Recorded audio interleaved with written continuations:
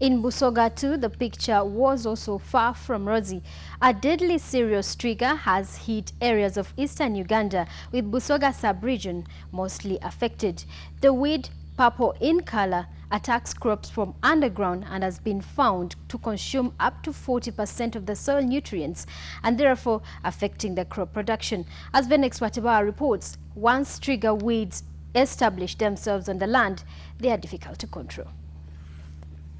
Its purple flowers are a great attraction, and many unsuspecting people have carried it to their homes to beautify their compounds.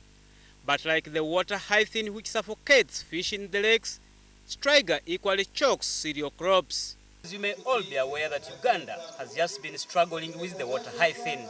What is imminent now is the striga weed, which has invaded parts of Busoga, especially Namutumba. This weed has affected the soil nutrients to the extent that production here has gone completely low. First identified in 1936 in Western Kenya and many other countries of sub-Saharan Africa, the striga is a parasitic weed whose germination is enabled by stimulants produced by the crops like maize, rice and sorghum, among others. The striga weed first attacks the roots of the host plant before starting to withdraw water and nutrients from the affected crop. A senior researcher and soil scientist at the Kawanda National Agricultural Research Organization, Dr. Krinima Kaizi, estimates that a single striga has the capacity to produce between 50,000 and 200,000 dust-like seeds which can remain dormant in the soil for at least not less than 20 years until stimulated by the host crop. Striga is a parasite. It doesn't have roots in the soil. So it grows and it forms its roots. It attaches itself to the plant. So it's feeding on the plant. So whatever nutrient the plant gets from the soil, the striga takes it. Surveys by Africa 2000 Network Uganda indicate that because of the weed, the production of maize in Busoga has drastically gone below 500 kilograms from 1,000 kilograms per acreage. At least 20 million hectares of land across sub-Saharan Africa are already invaded by the weed and has affected crop production by above 30% and impacting on the lives of about 100 million people. Dr. Kaizi says that the only way to adapt to the challenge of the striga weed is for farmers to practice crop rotation and devise means of applying fertilizers. Sudan grass, because being a rage grass, it releases a chemical. It causes what they call suicidal germination of striga.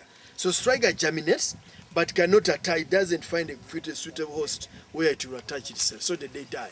Experts say Uganda soils lose 60 kilograms of nitrogen per hectare per year, resulting from poor agricultural practices. A non-governmental organization, Africa 2000 Network Uganda, is now working in the area to help local farmers to move away from cereal crops and consider growing legume crops which are resistant to the striga weed. The Executive Director, Africa 2000 Network Uganda, Frederick Musisi, partly blames emergence of the weed on climate change. So the question is, how much have you returned back to the soil? There are very simple technologies and practices that one can apply.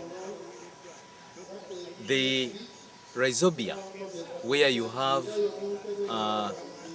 friendly bacteria that is attached to the seed, and the legume seed is able to germinate with the very many nodules that can help in fixing nitrogen.